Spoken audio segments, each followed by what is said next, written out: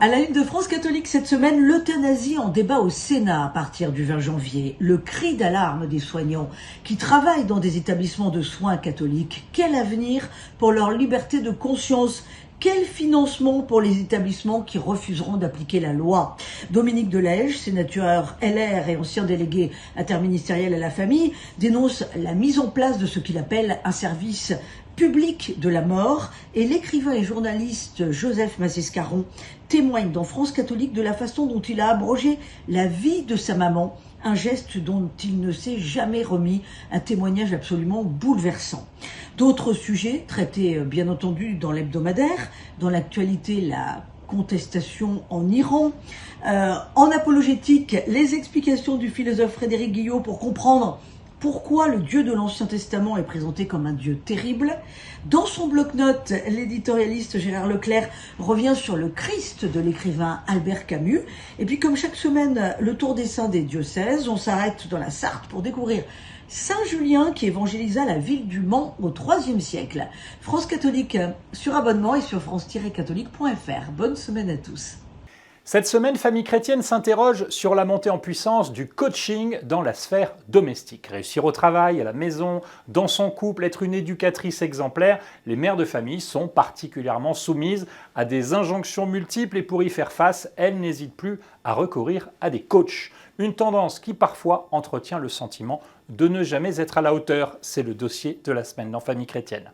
Alors que le Sénat s'apprête à examiner le projet de loi visant à légaliser l'euthanasie et le suicide assisté, deux auteurs, Jacqueline Kellen et Tuc Duhalderville, lancent un cri d'alarme dans nos colonnes. Ils appellent à ne pas se laisser séduire par l'idée que l'euthanasie serait une mort douce et ils rappellent les enjeux éthiques et humains liés à ces pratiques qui consistent à donner la mort, tout simplement.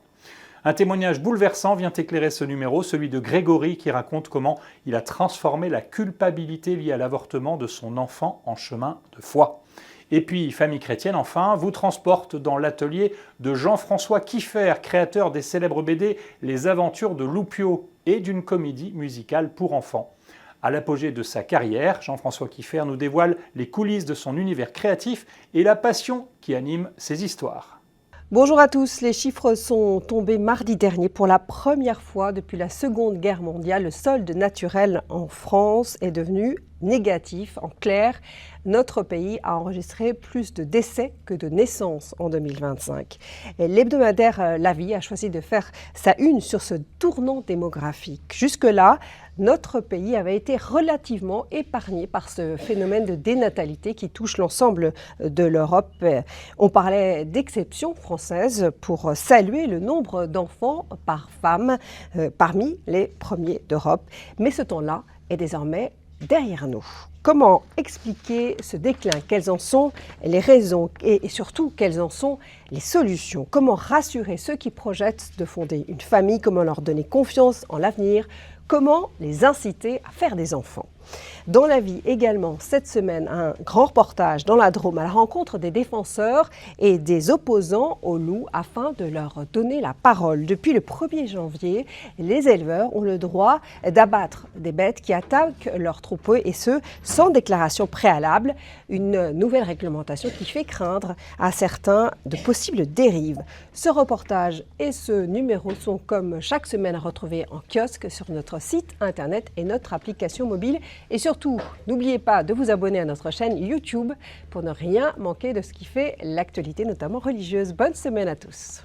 Sur cette couverture du Pèlerin, nous avons hésité longuement entre Jean-François Serres, fils du grand philosophe Michel Serres, et Donald Trump qui, pour le premier anniversaire de son accession à la Maison-Blanche, ne cesse de bouleverser l'actualité internationale sur plusieurs fronts, que ce soit l'Ukraine, le Proche-Orient et maintenant le Venezuela ou le Groenland. Pour finir, nous avons choisi de faire ce pas de côté, en mettant Jean-François Serres, ancien responsable des Petits Frères des Pauvres, qui, dans une magnifique interview conduite par notre journaliste Christophe Chaland, raconte un parcours à nul autre pareil, ou comment le fils d'un des plus grands intellectuels français a peu à peu largué les amarres par rapport à toutes les logiques de la société et des réseaux pour véritablement se mettre à nu et se mettre dans la condition de véritablement rencontrer son prochain. C'est une interview lumineuse dont le titre à lui seul dit tout. Nous avons soif de relations qui comptent. C'est à lire dans Le Pèlerin, en cette actualité particulièrement sombre.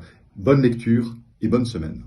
Bonjour, c'est un livre événement qui fait la une de Réforme cette semaine, le livre de Sébastien Fath sur le nouveau pouvoir évangélique, paru aux éditions Grasset cette semaine, qui passe les évangéliques à la loupe.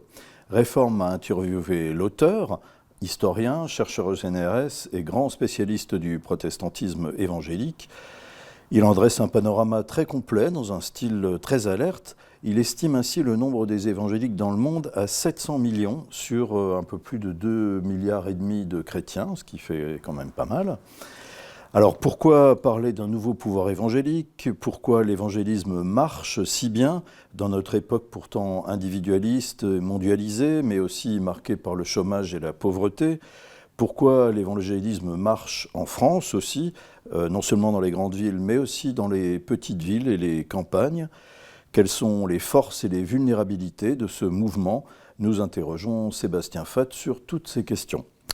Et puis, autre sujet dans Réforme cette semaine, où on est l'œcuménisme, alors que s'ouvre la semaine de prière pour l'unité des chrétiens. Vous retrouverez donc toutes ces rubriques et les rubriques habituelles dans Réforme, par abonnement et sur réforme.net. Bonne semaine.